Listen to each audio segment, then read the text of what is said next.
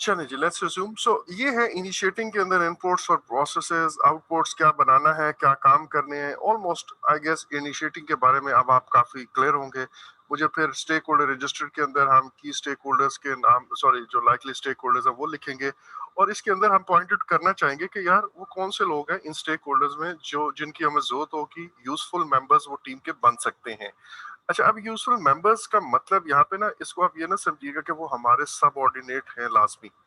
Like अगर मैं ये कहूंगा कि यार एचआर डिपार्ट, इसमें लिखा हुआ है कि ऑल एचआर डिपार्टमेंट, चार्टर के अंदर लिखते थे कि all HR department is to provide all necessary resources from different organization, sorry, different departments, और from external to the organization, नए हायर करने हैं तो कर दें। इसी तरह प्रोक्योरमेंट के बारे में लिखा हुआ है। तो ये इंडिकेटर है मेरे पास कि यार ये एचआर डिपार्टमेंट का कोई रेप, या वो बजाते खुद डायरेक्टर या मैनेजर, वो बेसिकली मेरा एक एक तरह से टीम मेंबर शायद मुझे वहां से एक मिल सकता है जो हमें इससे रिलेटेड। इसी तरह कोई प्रोक्योरमेंट के अंदर कॉन्ट्रैक्ट फाइनल करना है, लीगल लैंग्वेज वगैरह वगैरह है, तो उसके लिए मुझे कोई लीगल एक्सपर्ट या अटॉर्नी या इस तरह का बंदा भी वहां से मिल सकता है। तो इस तरह हम आइडेंटिफाई करते हैं कि which people could be among good team members. ठीक हो गया जी। अच्छा, उसके बाद रिलेशन विद द स्पॉन्सर और लाइकली स्टेक होल्डर्स और पॉसिबल टीम मेंबर्स, ये हमने आइडेंटिफाई कर लिया, और इसके साथ मेरा इनिशिएटिंग का ये वाला काम खत्म हो गया। अब मैंने आपको कहा था कि मैं आपको कुछ और पॉइंट्स हैं जो मैं बताऊंगा, और वो पॉइंट्स हैं मतलब वो रिवाइज कराऊंगा। एक था progressive elaboration. Progressive elaboration basically है क्या? वो ये है कि आपको शुरू में ही, right from the beginning of the project, सारी चीजें जो है ना वो क्लियर नहीं होती है। मसलन जब मैं कहता हूँ कि यार आपने इनिशियल एस्टिमेट लगाना है, तो ऑब्वियसली मैं बहुत डिटेल में जाके एस्टिमेट नहीं लगा सकता, बिकॉज इन द बिगिनिंग मेरा अभी पूरा स्कोप क्लियर नहीं है, मुझे बहुत सारी चीजें, रिक्वायरमेंट्स क्लियर नहीं है, स्पेशली वो जो रिस्क वाला एनालिसिस वाला पार्ट है वो क्लियर नहीं है। सो ये काम तब होंगे जब मैं डिटेल प्लानिंग करूंगा। सो एट दिस स्टेज बहुत सारी चीजें ऐसी हैं जो मैं अपनी कम विजिबिलिटी की वजह से या मुझे कम क्लैरिटी की वजह से उसको मैं छोड़ दूंगा, और मैं कहूंगा कि यार I will plan it with the passage of time progressively. Sorry, okay. अच्छा, तो मैं उसको प्रोग्रेसिवली इलेबोरेट करूंगा। That means I will continuously keep refining my plans according to the latest जो मेरे पास इंफॉर्मेशन आती जाएगी उसके मुताबिक। अच्छा, अब इसको हम कहते हैं प्रोग्रेसिव इलेबोरेशन। ठीक हो गया जी। अच्छा, अब मैं प्रोग्रेसिव एलैबोरेशन ही से आगे एक और चीज है जो हम कहते हैं rolling wave planning. Basically it's one and the same thing almost. ठीक है, अगर मैं ये कहूं कि हम रोलिंग वेव प्लानिंग के तहत प्रोग्रेसिव एलैबोरेशन करते हैं, या मैं ये कहूं कि यार प्रोग्रेसिव एलैबोरेशन आप वक्त के साथ साथ करते हो, उसके डिफरेंट फॉर्म्स हो सकती हैं। तो एक फॉर्म मेरे पास रोलिंग वेव प्लानिंग है। The earliest part of the project are planned in sufficient detail. Rolling wave planning क्या है? जब मेरे पास एक कॉन्सेप्ट मौजूद है कि भाई आप चीजों को आहिस्ता आहिस्ता प्रोग्रेसिवली एलेबरेट करोगे, क्लैरिटी उस पर आती जाएगी, तो फिर आप उसको फर्दर प्लान करोगे। तो मैं इस चीज को, इस कॉन्सेप्ट को यूज करते हुए एक एक इसको एक शक्ल दे सकता हूँ, एक फॉर्म दे सकता हूँ, और फॉर्म ये है कि अभी right now in the beginning मेरे प्रोजेक्ट के जो पार्ट्स या जो इंफॉर्मेशन मेरे पास क्लैरिटी के साथ सफिशिएंट डिटेल में है, सॉरी, जो इमीडिएट काम है वो तो मैं सफिशिएंट डिटेल में प्लान कर लूं, और जो आज से लेट्स से 6 महीने या साल बाद होने हैं उसको मैं कम डिटेल में करूं। जाहिर है मेरे पास लिमिटेड इंफॉर्मेशन, और जैसे जैसे मेरे पास फर्दर इंफॉर्मेशन आएगी तो मैं उसको करता जाऊंगा। जनरली होता यही है कि कोई भी प्रोजेक्ट स्टार्ट करे, मसलन लेट्स से मुझे अभी अपना एक वो खोलना है, स्कूल खोलना है, ये मेरा प्रोजेक्ट है। अब स्कूल की ओपनिंग के लिए may be number of students मेरे पास कितने आएंगे इस एरिया में, कुछ एस्टिमेट तो मैं कर सकता हूँ, but there are too many things जो मुझे क्लियर नहीं होगी। अच्छा, अगर मुझे ये स्टूडेंट्स क्लियर नहीं है तो may be number of required classrooms, required furniture, कितने टीचर्स मुझे फर्स्ट ईयर में हायर कर रहे हैं, वगैरह वगैरह, ये सारी चीजें को बहुत 100% परफेक्ट नहीं होंगे। तो मैं एक मुनासिब हद तक जरूर प्लान कर लूंगा, मैं एक मुनासिब हद तक जरूर एस्टिमेट करूंगा, बट ऑब्वियसली उससे आगे नहीं करूंगा। लेकिन एक चीज आपने याद रखनी है, अब आपको रोलिंग वेव प्लानिंग का पता चल गया और प्रोग्रेसिव एलैबोरेशन का पता चल गया, but this should not be an excuse कि आप अपना प्रोजेक्ट को प्लान ही ना करो पूरा। आपने अपनी हद्दुल इम्कान कोशिश करनी है कि प्रोजेक्ट को जितनी डेप्थ में प्लान कर सकते हो करो, specially in the planning, obviously not in the initiating but in the planning specially. ठीक है, और उसके बाद जो है ना, फिर भी अगर कुछ रह जाता है तो आप उस वक्त आप ये प्रोग्रेसिव एलैबोरेशन या रोलिंग वेव प्लानिंग का कॉन्सेप्ट यूज करोगे। डोंट मेक एन एक्सक्यूज के आप प्रोजेक्ट में उधर अपने स्पॉन्सर के पास प्लान लेके गए, सर ये 2 सफों में मैं प्लान ले आया हूँ।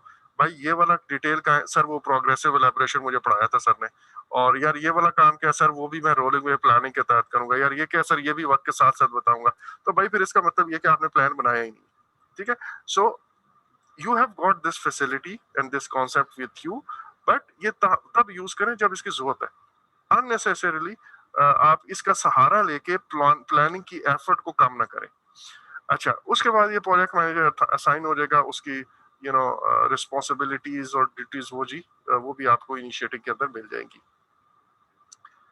अब हम प्लानिंग के अंदर, सॉरी इनिशिएटिंग के अंदर कैसे एंटर होते हैं। तो जब मेरे पास कोई नई बिजनेस नीड आती है तो ज़ाहिर है आप इनिशिएट प्रोसेस के अंदर चले जाते हो और वो आप अपना उसका चार्टर डेवलप करना शुरू कर देते हो।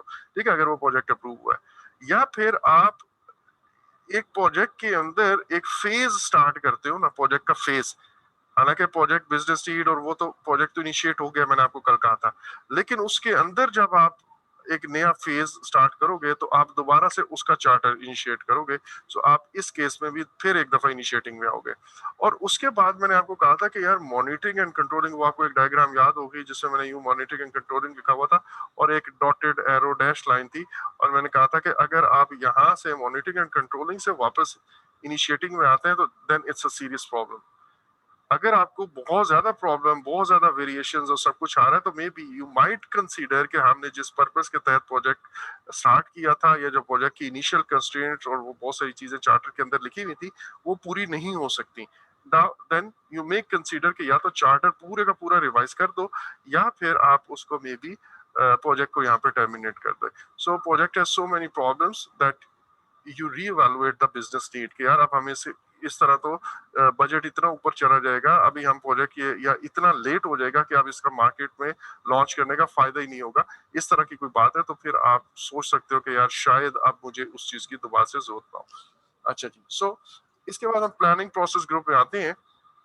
प्लानिंग के अंदर जो है ना, प्लानिंग का बेसिक कॉन्सेप्ट क्या है। मैं पर्सनली, मुझे ये सेंटेंस बहुत मतलब वो लगता है, प्रैक्टिकल लगता है। आप हाइपोथेटिकली सोचते हुए उस प्रोजेक्ट के अंदर, उस प्रोजेक्ट के हर हर स्टेप से यू वॉक थ्रू, और वो आपको लिटरली बहुत सारे सरप्राइजेस से बचा लेता है। आपने उस पर इतना टाइम सोचा हुआ होता है, इतना टाइम स्पेंड किया हुआ होता है कि बहुत सारी चीजें जो फ्यूचर में होनी होती हैं you get prepared for that. और उसकी जब आप प्रैक्टिकली उसके अंदर से वॉक थ्रू करते हो तो फिर बहुत सारे आपको रिस्क और बहुत सारे problems during that process of thinking और प्लानिंग आपको समझ आ जाते हैं। एक और बड़ा अच्छा मतलब कॉन्सेप्ट है, वो ये है, अगर आप किसी चीज को प्लान नहीं ना कर सकते, अगर आपको नजर आता है कि यार ये प्लान नहीं हो पा रहा, मुझे क्लैरिटी नहीं आ रही प्लानिंग में, तो फिर वो प्रोजेक्ट एग्जीक्यूट भी नहीं हो सकता भाई। आप उसका ख्याल दिल से निकाल दें। अगर आप किसी चीज का प्लान नहीं बना पा रहे तो एग्जीक्यूशन तो हो ही नहीं सकती। ठीक है, जनरली हम कहते हैं कि यार अच्छा, जनरली ये हमारी जनरल प्रैक्टिस है, प्लान बनाने बैठते हैं, नहीं यार ये भी क्लियर नहीं हो रहा, ये भी क्लियर नहीं हो रहा, अच्छा यार यूं करते हैं, let's let's take the first step, फिर देखते हैं क्या होता है। सही है, तो ऐसा नहीं है। ये अगर जिस चीज को आप प्लान नहीं कर पा रहे हो, पेपर पे नहीं कर पा रहे हो भाई, उसको आप एग्जीक्यूट कैसे करोगे। So that is very important concept of project planning. फिर एक और बात कि आपका ये जो महीना लगेगा, जो मगजमारी आप करेंगे, बहुत सारे रिसोर्सेज लगाएंगे, टाइम लगाएंगे, बहुत सारी डांटियां खाएंगे वगैरह वगैरह, बट ये एक महीना, 30 डेज, 50 डेज, 40 डेज जो आप स्पेंड करेंगे ना प्लानिंग में, it will actually save a lot of time. वो एक महीना लगा के बेसिकली आप में भी 1 साल बचा लोगे। आप बहुत सारे प्रॉब्लम्स को, बहुत सारे रिस्क को, बहुत सारे इश्यूज को बाईपास कर लोगे, नंबर वन। नंबर टू, आप बस उसको अवॉइड कर लोगे। नंबर टू, आप एक्चुअल में बेस्ट पॉसिबल जो वे ऑफ डूइंग प्रोजेक्ट है वो भी एक्सप्लोर करोगे इस प्लानिंग के दौरान। तो अगर आप मतलब बैड तरीके से प्रोजेक्ट को कर रहे हो तो मे बी वो वैसे 1.5 साल में खत्म होना हो, लेकिन आपने जो चीजें सोची हैं इतने अरसे से, तो उसके दौरान आपको उस काम को करने के बेहतरीन अंदाज, बेहतरीन कॉम्बिनेशन, बेहतरीन ऑल्टरनेट ऑप्शंस वो नजर आती हैं। So it save your resources, it saves time, money and encourage increased stakeholder buy-in and commitment to the project। ये जो बाय इन और कमिटमेंट टू द प्रोजेक्ट है ये तब आता है जब आप प्लानिंग के अंदर सबको इन्वॉल्व करो। अगर आप मतलब मैं अगर आपको ये कहता हूँ कि भाई कल से हम 9 बजे क्लास शुरू करेंगे, कल से हम 6 बजे क्लास शुरू करेंगे, so that will just be an order, let's say, ठीक है, लेट्स से मैं उस पोजीशन में, अथॉरिटी में हूँ, तो मैं कहता हूँ that is an order that you will follow, but obviously उसमें आपकी रेजिस्टेंस आएगी, प्रॉब्लम आएगी, और उसमें आपका बाय इन, आपकी रजामंदी और कमिटमेंट नहीं होगी। बट अगर हम खुद मिलके बड़ी ऑप्शंस डिस्कस करके एक टाइम मिलके तय करते हैं और इस प्लान के अंदर हमारी पूरी टीम का feedback and approval and agreement है, तो जाहिर है फिर उन्होंने खुद कमिट किया है, तो उसके उसके अंदर उनकी कमिटमेंट भी होगी और उनका एग्रीमेंट भी उसके साथ होगा। अच्छा, इस प्लानिंग के अंदर प्रोजेक्ट मैनेजर और team perform detailed analysis of whether objective in the charter. अब प्लानिंग के अंदर हम डिटेल एनालिसिस करेंगे कि वो जो ऑब्जेक्टिव्स हैं वो अचीव हो सकते हैं या नहीं।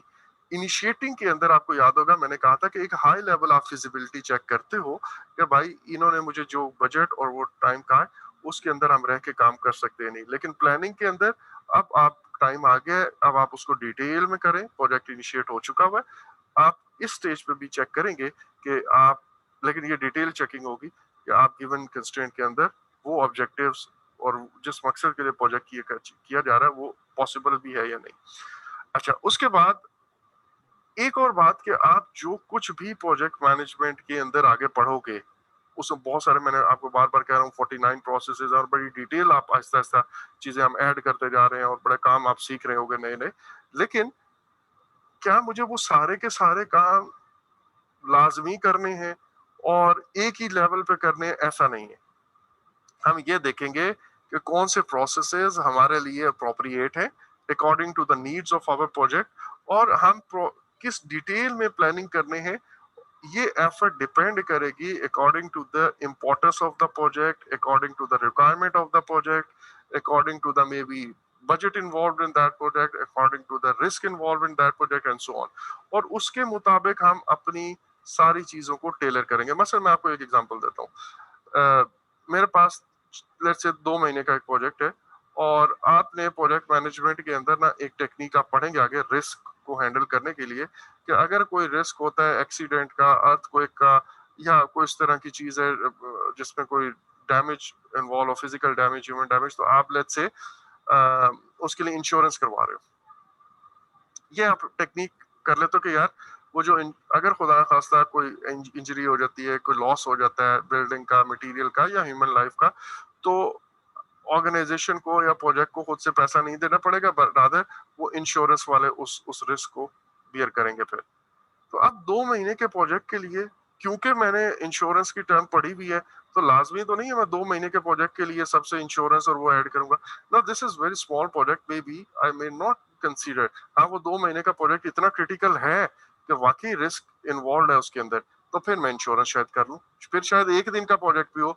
ये जनरली अगर आप पाकिस्तान में अभी बहुत कम, मेरे ख्याल में इक्का दुक्का क्लब्स होंगे जो ये काम करते होंगे, पैराग्लाइडिंग या पैराशूटिंग, अगर इसमें आप एक दिन के लिए, 2 दिन के लिए, 3 दिन के लिए फन ट्रिप पे जाते हैं और आप कहते हैं कि मुझे करना है, तो जनरली दे ऑफर यू कि आप इंश्योरेंस करवा लें, ठीक है, बिकॉज वो एक दिन का ट्रिप है, एक दिन का या 2 दिन का प्रोजेक्ट है, बट जनरली वो कहते हैं कि अगर आपको इंश्योरेंस करवानी है तो हमारे पैकेज की फीस के अंदर ये भी ऐड कर दें। So you see, it depends on the nature of the project और रिक्वायरमेंट, तो हम उसके मुताबिक अपनी प्लानिंग एफर्ट को टेलर करते हैं। ये टेलरिंग प्रोजेक्ट मैनेजर की एक बड़ी मेजर रिस्पॉन्सिबिलिटी है। अच्छा, अब ये सब तो है वो जो आइडियल सिनेरियो, बट होता ये है कि sometimes, और हमारे यहाँ practically, project managers jump right into whatever they are doing without analysing और प्लानिंग, और इस such actions lead to inefficient, जैसे हमने कहा प्लानिंग की वजह से एफिशिएंट काम होता है, टाइम बचता है। इसी तरह अगर आप प्लानिंग नहीं करोगे तो फिर ऑब्वियसली आपकी इनएफिशिएंट प्रोजेक्ट एक्टिविटीज होंगी विच विल कॉज रीवर्क, बार बार आपको करना पड़ेगा और रीवर्क में टाइम भी जाया होता है, पैसा भी जाया होता है, मिस्टेक्स होंगे आपसे, बार बार कॉन्फ्लिक्ट आएंगे, प्रॉब्लम्स आएंगे, इश्यूज आएंगे, और फिर नीडलेस ओवर टाइम आपको चाहिए होगा। Overtime is considered as the bad option, as a bad practice, ये आपने याद रखना है। प्रोजेक्ट मैनेजमेंट ये कंसीडर करती है कि भाई अगर आपका प्रोजेक्ट सही प्लान हुआ हुआ है, आपने सारी चीजें की हुई है, तो वो जो गिवन वर्किंग आवर्स है, वीकेंड्स की छुट्टियां हैं, वो एंजॉय करने दें टीम को, शाम का टाइम फैमिली टाइम देने दें, या उन्होंने कोई और जगह काम करना है किसी और प्रोजेक्ट पे तो वो करें। आपने अपने प्लान के अंदर ये सारी चीजें इंक्लूड करनी है। Don't put stress on others because of your poor planning. और होता यही है हमारे यहाँ, जो ये सारे काम हो रहे होते हैं लेट सिटिंग, शाम को 4:30 पे एक फैक्स आता है, 4:30 पे या इस टाइम पे, कि ना वो फला फला काम जो है करके जल्दी से छुट्टी कर लें। अब वो जो फला फला काम है वो 3 घंटे का काम है, अब वो 4:30 बजे अगर शुरू कर रहे हैं तो जाहिर है वो शाम 6-7 बजे तक चलेगा। तो that is poor planning, that is bad planning actually. So exam assume ये करता है कि आपने एक फॉर्मल, जिस तरह पढ़ रहे हैं आप, एक structured way of planning the project वो सीखी हुई है और वही आप करते हैं। ठीक है जी, और ये सारी चीजें आप अपने प्रोजेक्ट मैनेजमेंट प्लान के अंदर लिखते हैं। अच्छा, नाउ एक और बात कि जो अभी मैंने थोड़ी देर पहले ट्रेलिंग वाली की, कि जितना टाइम आप प्लानिंग पे लगाओगे, जितनी एफर्ट और डिटेल ऑफ प्लानिंग आप करोगे, ये बेसिकली डिपेंड करता है कि आपका सिलेक्टेड डेवलपमेंट अप्रोच क्या है। मसलन हमने ये देखा था, अगर प्लान ड्रिवन अप्रोच है तो right from the beginning of the project आप आखिर पे बिल्कुल ऑफसेट ऑफ द प्रोजेक्ट, बिल्कुल अप फ्रंट, सारे का सारा प्रोजेक्ट मैक्सिमम, ऑब्वियसली कुछ चीजें हम रोलिंग वे प्लानिंग के तहत छोड़ देते हैं प्रोग्रेसिव एलैबोरेशन के लिए, बट हम 90% 95% ऑफ द प्रोजेक्ट वो डिटेल में प्लान करते हैं। लेकिन अगर ऑब्वियसली मैं एजाइल कर रहा हूँ तो फिर मैं स्प्रिंट्स में प्लान करूंगा, फिर मे बी मैं इतनी ज्यादा डिटेल में या डेप्थ में ना कर रहा हूँ, करूंगा डेप्थ में ही, but for a shorter period of time. पूरा प्रोजेक्ट ऑब्वियसली नहीं कर सकता। लेकिन अगर इसके अलावा आपका हाई प्रायोरिटी प्रोजेक्ट है, जिसका बड़ा टाइट स्केड्यूल है, करना भी लाजमी है, ऑर्गेनाइजेशन की नजर में बड़ा इंपॉर्टेंट है, तो फिर मे बी आपके पास स्केड्यूल की वेरिएंस का वो ना हो। और इसकी एग्जांपल मैं बहुत दफा आपको देता हूँ। अच्छा, उसके बाद some projects cannot be fully planned in detail prior to starting the work। सही है, ऐसे प्रोजेक्ट के लिए इट्स बेटर कि आप उस प्रोजेक्ट को फेजेस में ब्रेक कर लें। अगर आपको बिल्कुल क्लैरिटी नहीं आ रही कि यार मुझे क्या करना है, तो जो पहला फेज है ना, आप उसको फेजेस में ब्रेक करना, कि यार पहले मैं सबसे पहले फेज में रिक्वायरमेंट्स गैदर करूंगा, ताकि आप अपने रिसोर्सेज उसमें ना झोंक दें, अपने फंड्स उसके अंदर ना झोंक दें। पहले आराम से आप रिक्वायरमेंट गैदरिंग करें, और जब आपको क्लैरिटी, इस रिक्वायरमेंट गैदरिंग का आउटपुट, जो पहले फेज का आउटपुट आएगा, आपका एक डिलीवरेबल आएगा, उसको आप सामने रखें, और फेज गेट हम इसको कहते हैं। इस फेज एंडिंग पे आप अपनी एक मीटिंग करें, रिव्यू करें कि अब क्या सफिशिएंट इंफॉर्मेशन और वो सारा कुछ आ गया है, और क्या अब हम वाकई ही अगला फेज प्लान कर सकते हैं, या उसमें एंटर हो सकते हैं या नहीं हो सकते। अच्छा जी, इस वक्त आप ये जनरली जो इंजीनियरिंग वाले हैं वो प्रोटोटाइप एक एस्टैब्लिश करते हैं। ठीक है, जब पहले हम यार एक प्रोटोटाइप बना के देख लेते हैं, बजाय ऐसे कि हम फुल स्केल प्रोडक्शन या फुल से डेवलपमेंट करें, प्रोडक्शन तो नहीं डेवलपमेंट करें, तो हम पहले प्रोटोटाइप बना कर देखते हैं। अगर ये प्रोटोटाइप में हमें क्लैरिटी मिल जाती है तो फिर हम आगे इन्वेस्ट करेंगे, पैसा लगाएंगे या प्रोजेक्ट में जाएंगे। दूसरा तरीका ये होता है कि मैं उसको लाइफ साइकिल, वो जो एडाप्टिव लाइफ साइकिल है, या एजाइल के थ्रू कर लूँ, थोड़ा थोड़ा करके देखूं, ताकि ये ना हो कि हम पूरी रिसोर्सेज कमिट कर लें और इतनी लंबी एफर्ट करें और सब कुछ, और may be after 2 months 3 months हमें पता चले कि यार ये तो प्रोजेक्ट शायद प्रैक्टिकल ही नहीं है, हमें ये कर ही नहीं सकते। अच्छा, अब प्लानिंग के अंदर जैसे मैंने कहा कि आपने हर किसी को प्लानिंग प्रोसेस में इन्वॉल्व करना है, और एक बात, सबका इनपुट लेना है, टीम मेंबर्स को इन्वॉल्व करना। और कल मैंने कहा था कि प्लानिंग बेस्ट जो हो सकती है वो लोग कर सकते हैं जिन्होंने एक्चुअली उन एक्टिविटीज में काम करना है। बट ऑब्वियसली इनिशियल प्लानिंग के वक्त हमारे पास वो टीम मेंबर्स होते ही नहीं है, लेकिन एटलीस्ट हम किसी ऐसे बंदे को जरूर उसमें इन्वॉल्व करें कि उस एक्टिविटी से रिलेटेड उसके पास नॉलेज हो, चाहे उसे खुद ना करना हो। मसलन जैसे हम बात करते रहे हैं कि इंजीनियरिंग का प्रोजेक्ट का जो इंजीनियरिंग वाला पार्ट है, या आईटी वाला नेटवर्किंग वाला पार्ट है, वहां पे आईटी के जिन लोगों ने काम करना है वो मेरे पास ज़ाहिर है अभी मैंने हायर नहीं किया, बट एटलीस्ट मैं आईटी मैनेजर, उसका असिस्टेंट मैनेजर या कोई भी बंदा फ्रॉम दिस डिपार्टमेंट प्लानिंग में अपने साथ रखूं। वो जो इनिशियल प्लानिंग हो रही है, जो आपको याद है मैंने कहा था कि आप डिटरमाइन करते हैं प्लानिंग टीम को, तो वो प्लानिंग टीम में मैं उसको शामिल रखूं ताकि वो मुझे एक रियलिस्टिक इनपुट दे सकता है कि भाई कितना टाइम लगेगा, क्या रिसोर्सेज चाहिए होंगी, क्या फैसिलिटीज चाहिए होंगी। मेरे तो शायद ख्वाबो ख्याल में वो चीजें ना हो। अच्छा, दूसरी बात ये कि जो प्लान फिर बनता है और जो project management sorry project documents के अंदर डिसाइड होता है, प्रोजेक्ट मैनेजर की वो फिर रिस्पॉन्सिबिलिटी है कि उसको रिलीजियसली फॉलो भी करे। ये प्लान जो है ना, बहुत रिजिड प्लान्स आप कह लें हो जाते हैं। रिजिड इन द सेंस के आपको स्ट्रिक्टली कंप्लाई करने पड़ते हैं। मतलब इनको आप ये नहीं कहते अच्छा यार पीएमपी पीएमआई स्टैंडर्ड के अंदर वो लिखा होता प्लान बना लो, और प्लान बना लेते हैं और उसके बाद वो फॉलो नहीं होते। ऐसा नहीं है। प्लान बनेगा और उसके बाद फॉलो होना भी लाजमी है, और project manager must take this thing very serious.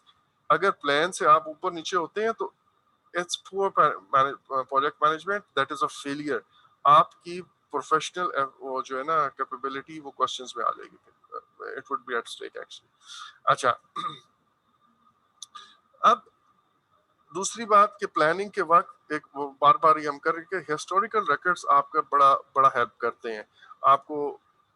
पिछले एस्टिमेट्स, आपको पिछले लेसन लर्न वो ऑब्वियसली करते हैं, प्लस आपको ऑर्गेनाइजेशन पॉलिसीज और गवर्नेंस के प्रोसीजर और इसके अलावा जो रेगुलेटरी रिक्वायरमेंट्स हैं वो जरूर मतलब फॉलो करनी है। मसलन अगर आपको किसी जगह कंफाइंड बिल्डिंग्स के अंदर पेंट करना है, you would you would not like कि जी हम बहुत ज्यादा फ्यूम्स हो जाए। Actually I have witnessed a very serious incident in which almost 50 plus deaths took place just because of this thing कि जी वहां पे फ्यूम्स बहुत इकट्ठे हो गए थे और कोई एक इलेक्ट्रिक स्पार्क हुआ और उसकी वजह से एक पूरा फायर बॉल बनी और बहुत सारे लोग उसमें बेचारे इफेक्टिव बने। 200 के करीब जो है ना बड़े सीरियस बर्न आए।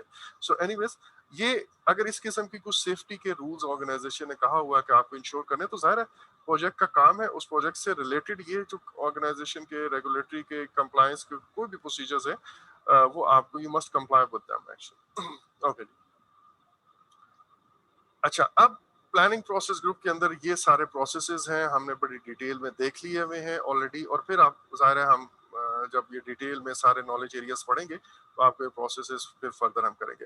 प्लानिंग में हम किस वक्त आते हैं, जब हमारी इनिशिएटिंग की एफर्ट कंप्लीट हो जाए तो ऑब्वियसली हम प्रोजेक्ट प्लानिंग के अंदर चले जाते हैं। एक तो ये इनिशिएटिंग के बाद हम आते हैं। दूसरा ये होता है कि प्रोजेक्ट एग्जीक्यूटिंग के अंदर हमें प्रोग्रेसिव एलेबोरेशन के तहत कुछ ऑन गोइंग प्लानिंग भी हो रही होती है जो हम शुरू में प्लान नहीं करते, ये भी आपको मैंने बताया हुआ है। और इसके अलावा प्रोजेक्ट जो एमएनसी है वो नेसेसिटेट करता है एडिशनल प्लानिंग। अगेन यहाँ पे हम री प्लानिंग की बात नहीं कर रहे, एडिशनल प्लानिंग की बात कर रहे हैं। एडिशनल प्लानिंग से मुराद ये है कि यार हमें ये रियलाइज होता है कि मॉनिटरिंग एंड कंट्रोलिंग के यार हमने कुछ चीजें पूरी तरह से प्लान नहीं की थी। एक तो वो है जो हमने खुद प्रोग्रेसिव एलैबोरेशन के तहत छोड़ दी थी, बट कुछ चीजें ऐसी हैं जो मैं मुझे उस वक्त ओवरलुक हो जाती है, एंड वी से कि यार ये पार्ट हमारा प्लानिंग का मिस हो गया and we need to plan for it. ये अब प्री प्लानिंग नहीं है, ये भी फर्स्ट टाइम प्लानिंग हो रही है, and this is an additional planning जो हम पहले छोड़ रहे हैं। इन एनी केस हम प्रोजेक्ट प्लानिंग की तरफ आएंगे, लेकिन अगेन एज अ सेड कि जो पहली दफा आप आते हो वो प्लानिंग कुछ और होती है, और फिर अगर प्लान जब अप्रूव हो चुका हो, सारी चीजें फाइनल हो चुकी हो, और फिर उस प्लान के अंदर आप कुछ एडिशंस कर रहे हो, तो वो कुछ और बात है। उसके लिए आपको चेंज रिक्वेस्ट वगैरह का प्रोसीजर जो है वो फॉलो करना पड़ता है। देन एग्जीक्यूटिंग प्रोसेस ग्रुप के अंदर आते हैं, तो एग्जीक्यूटिंग के अंदर बेसिकली प्रोजेक्ट मैनेजर का क्या रोल है, वह आज वो कुछ बातें हैं वो एक दफा क्विकली उनको ना आई वुड लाइक कि आप पढ़ लें। ठीक है, एक दफा आपके माइंड में वो चीजें आ जाए। एग्जीक्यूटिंग के अंदर प्रोजेक्ट, जैसे आपको याद होगा, वो इंटीग्रेशन के अंदर जो सबसे ऊपर प्रोजेक्ट मैनेजमेंट का एक प्रोसेस है एग्जीक्यूटिंग के अंदर, वो है direct and manage project work. Direct करना है और मैनेज करना है। प्रोजेक्ट मैनेजर का वहां पे जो रोल है वो है गाइडिंग वाला, वो है प्रोएक्टिव रोल। ठीक है, उसमें प्रोजेक्ट मैनेजमेंट प्लान वो सामने रखते हुए प्रोजेक्ट मैनेजर इंश्योर करता है कि भाई आपको काम क्या करना है।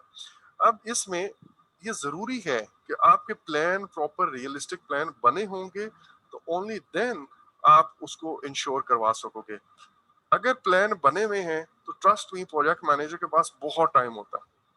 इतना टाइम होता है कि वो सबके इश्यूज, सबके मतलब जो कुछ बुक में आप पढ़ोगे ना वो सारे काम कर सकता है। लेकिन अगर आपने प्लानिंग एफर्ट नहीं किया तो फिर हम प्रैक्टिकली जैसे कहते हैं सर कहाँ इतना टाइम होता है, वाकई टाइम नहीं होता फिर, क्योंकि आपका प्लान सही नहीं बना होता, आपका प्लान इन डेप्थ नहीं बना होता। अगर प्लान इन डेप्थ बना हुआ है तो फिर आपको हर वक्त इश्यूज से डील नहीं करना पड़ता होता, आपको बेसिकली सिर्फ उन उन प्लान्स को कंप्लाई करवाना होता है। अच्छा भाई तुम ये कर लो, तुम ये कर लो, वो हुआ या नहीं हुआ, इनपुट्स लेना, फीडबैक लेना, और दैट्स इट। अच्छा, अब बहुत सारे project managers do not create management plan, उस और वो मतलब अलग से स्कोप का, टाइम का अलग से प्लान नहीं बनाते हैं, और वो रियलिस्टिक प्लान पे नहीं होते हैं। इसकी वजह से जो ओरिजिनल प्रोजेक्ट मैनेजमेंट का मैजिक है ना, वो उसको ना देख ही नहीं सकते हैं। वो कहते हैं यार ये बस फजूल की बात है। They can not actually realise the value of project management. जब तक आपने प्लान पूरा नहीं बनाया तो आपको अंदाजा नहीं है कि प्रोएक्टिव अप्रोच का क्या फायदा है। एंड दिस इज वेरी, मतलब आप अपनी ऑर्गेनाइजेशन के अंदर भी देखते होंगे कि कुछ कुछ आपके मैनेजर्स ऐसे होंगे, वो अपनी एक maybe diary, to do list वाली लाके आते होंगे, और सुबह वो 10 बंदों को काम देके उसके बाद खुद आराम से रिलैक्स होकर बैठ जाते हैं, और फिर वो आपको घंटे 2 घंटे बाद कॉल करते हैं, बुलाते हैं, भैया बताएं। अब ये जो साहब हैं इन्होंने रात को या सुबह अर्ली मॉर्निंग या इवन कम्यूट के दौरान ऑफिस आते हुए उन्होंने एक लिस्ट बना ली कि भाई आज ये काम करने हैं। तो फिर उन्हें कोई चीजें है प्रेजेंट उस तरह हैंडल नहीं करनी पड़ती। अगर आपके जहन में ये प्लानिंग का, डिटेल प्लानिंग का, ये प्रोएक्टिव मेथड जहन में नहीं है, तो एग्जाम में आपको एग्जीक्यूटिव के अंदर बड़े मसाइल आने हैं। अच्छा, अब मैं आपको एक चीज बताऊं, एक एग्जांपल देता हूं, ये आपके सामने है। बाज दफा एग्जाम के अंदर लेट्स से हम एक हाइपोथेटिकली बात करते हैं कि जी आपको एक सिनेरियो बताया गया है, और उस सिनेरियो में आपसे पूछा गया है कि what is best thing to do in this particular scenario, ठीक है, या हाउ द प्रोजेक्ट मैनेजर या टीम शुड शुड रिस्पॉन्स। ये आपने एक आपसे सवाल आया है, और उसके पास ना दो, एक दो तीन और चार ऑप्शन है। एक ऑप्शन ये लिखा हुआ है कि वो ना उस सिनेरियो से रिलेटेड बहुत आपको प्रैक्टिकल लग रहा है, यस यार ये बहुत रियलिस्टिक है, and this is the best option. एक ऑप्शन और भी लिखी हुई यहाँ पे, kill yourself, shoot yourself because it was written in the plan. Shoot yourself in response to this problem because it was written in this plan. तो भाई आपने ये वाली ऑप्शन चूज करनी है, गोली मार लो खुद को, क्योंकि प्लान में लिखा हुआ प्लान ही फॉलो होगा, बात खत्म। चाहे आपको ये ऑप्शन बहुत ठीक लगती है, चाहे ये ऑप्शन बहुत ठीक लगती है, चाहे ये लगती है, जो प्लान में है आपको वो फॉलो करना है। और ये तभी मुमकिन है जब आपको प्लान की एफर्ट और फॉलो द प्लान की इंपॉर्टेंस का पता हो। अगर आपने प्लान को कभी उस तरह की नहीं, बेसिकली मैं मेरा प्रैक्टिकल एक्सपीरियंस ये है कि मैं बहुत सारे स्टूडेंट्स को जब स्पेशली विद विद ज्यादा वाला जो उनका वर्क एक्सपीरियंस होता है, उनको ये प्रॉब्लम आती है, वो all the time they keep saying me कि सर ये कैसे हो सकता है, सर ये मुमकिन ही नहीं है, सर ये मुमकिन नहीं है, बिकॉज उन्होंने प्रैक्टिकली इस तरह वो प्लान बनाए नहीं होते। ठीक है जी। तो आपने जो अपने प्रोजेक्ट को, सॉरी, जो इस तरह के प्रॉब्लम्स आपने देखने हैं एग्जाम सिनेरियो के अंदर, तो वहां पे आपने देखना है कि भाई प्रोजेक्ट मैनेजर के पास एक प्लान है बना हुआ है, और वो प्लान रेडी है। अगर कोई प्रॉब्लम आता है तो भी वो प्लान फॉलो करेगा, अगर प्रॉब्लम प्रॉब्लम नहीं है तो फिर तो ऑब्वियसली उसने प्लान फॉलो करना ही करना है। There are some very little points, या आप कहने के जैसे अननोन अननोन अकर कर गया। अननोन अननोन के लिए भी, जिसके बारे में आपने सोचा ना था, जाहिर है उसके लिए कोई प्लान तो नहीं होगा, आप उसी वक्त वर्क अराउंड करोगे उसको, उस वक्त इंस्टेंटली कोई रिस्पॉन्स प्लान करोगे, बट स्टिल उसके लिए कुछ ना कुछ रिजर्व आपने रखे हुए। उसके अलावा आपके पास प्लान पूरा बना होगा। अच्छा जी, अब हम आते हैं, ये कुछ प्रोसेसेस हैं जो एग्जीक्यूटिंग के अंदर है, बट जैसे मैंने कहा कि आई वुड लाइक कि आप एज अ प्रोजेक्ट मैनेजर आपका क्या रोल है एग्जीक्यूटिंग के अंदर। वो रोल है बेसिकली लीडिंग का, वो रोल है गाइडिंग का, वो है डायरेक्टिंग का, लोगों को आपने मैनेज करना है। उसके लिए सबसे पहले जरूरी है कि आपकी जो रिक्वायरमेंट्स या एक्सपेक्टेशंस हैं वो कम्युनिकेट करें टू योर टीम मेंबर्स, कि भाई ये हम करना चाह रहे हैं, इस तरह हम करेंगे, और फिर आप मैनेज करोगे involvement and needs of all stakeholders. जिसको जितना इन्वॉल्व करना है, जिस स्टेज पे करना है उतना करोगे, और जिसको जो चीज चाहिए आप उसे वो प्रोवाइड करोगे। अब आपका प्लान रेडी है, आपको कोई आके कहता है सर वो फोटोकॉपियर अभी तक नहीं मिला, या सर फोटोकॉपियर आपने कहा था, या सर हमारा इंटरनेट कनेक्शन का प्रॉब्लम है, वगैरह वगैरह। तो अब आपने उस प्लान के, यार वो मैंने आईटी वाले को कहा हुआ है, आईटी वाले ने उसको साइन किया हुआ है, then you will talk to him और हर। इसको मैं कह रहा हूँ कि रोड ब्लॉक्स जो आते हैं प्रोजेक्ट मैनेजर का, अब उस वक्त during the course of project plan करने की जरूरत नहीं पड़ रही, प्लान रेडी है। जो रोड ब्लॉक्स आ रहे हैं, जो छोटे छोटे इश्यूज आते हैं, उनको वो हैंडल करता है। फिर प्लान का सबसे अप टू डेट वर्जन जो हमने कॉन्फ़िगरेशन मैनेजमेंट प्लान के मुताबिक ही चीजें इंश्योर करनी है, सबसे जो मोस्ट लेटेस्ट अपडेट वर्जन है वो हम करेंगे, और रिविजन्स भी ऑब्वियसली उसी के थ्रू करेंगे। फिर वो गाइड करेगा, असिस्ट करेगा, कम्युनिकेट करेगा, लीड करेगा, निगोशिएट करेगा, फैसिलिटेट करेगा, कोच करेगा। सो जो भी leadership as a project manager, team leader, आपका जो काम है, ये सारी की सारी ड्यूटीज लिखी हुई है। अच्छा, ये तब ही आप कर सकते हो जब आपका प्लान थॉरो बनाओ। अगर प्लान नहीं बना हुआ ना, तो आप तो प्रॉब्लम्स और रोड ब्लॉक से निकल ही नहीं सकोगे। All the time you are dealing with problems. उसमें किसी टीम मेंबर को बुला के अप्रिशिएट करना, थपकी देना, इनकरेज करना, वो तो मुमकिन ही नहीं होता। आप ऑल द टाइम आप इतनी फ्रस्ट्रेशन में होते हो कि आप बस वो ये लीड करना या कोच करना या हेल्प आउट करना, ये तो हो ही नहीं सकता। फिर keep the project business case, और हर वक्त आपने बिजनेस केस को और बेनिफिट, क्योंकि ये वो पर्पस है जिसके लिए आप प्रोजेक्ट कर रहे हो। आप जो भी प्रोजेक्ट के ऊपर डिसीजन ले रहे हो, आपको ये अपना बिजनेस केस जरूर माइंड में रखना है। सबको फोकस रखें कंप्लीटिंग द प्रोजेक्ट में। ये ना हो कि वो बेचारे मसलों मसाइल का शिकार हो जाए, उन्हें फलां चीज नहीं मिल रही, सर वो सुबह गाड़ी टाइम पे नहीं आती, सर वो सुबह बहुत जल्दी आती है, सर रूट बहुत लंबा होता है, वगैरह वगैरह। तो उन्होंने प्रोजेक्ट फिर आपका क्या फोकस करना है, उनके अपने इश्यूज और इन प्रॉब्लम पे वो फंसे रहेंगे। आपने कोशिश करना है कि उनको फोकस रखें थ्रू दिस। फिर जाहिर है आपका कुछ टेक्निकल नॉलेज है प्लस प्रोजेक्ट मैनेजमेंट का नॉलेज है, आप वो जरूर यूटिलाइज करते हो as a project manager to make certain decisions. Work package को कंप्लीट करवाना है, achieve work results that meet requirements, उसके मुताबिक करनी है। इनिशियल मेजरमेंट लेनी है, जिसको आपको याद है डब्ल्यूपीडी का हमने नाम दिया था, और मैनेजर्स से मिलना है ना, दिस इज वेरी इंपॉर्टेंट।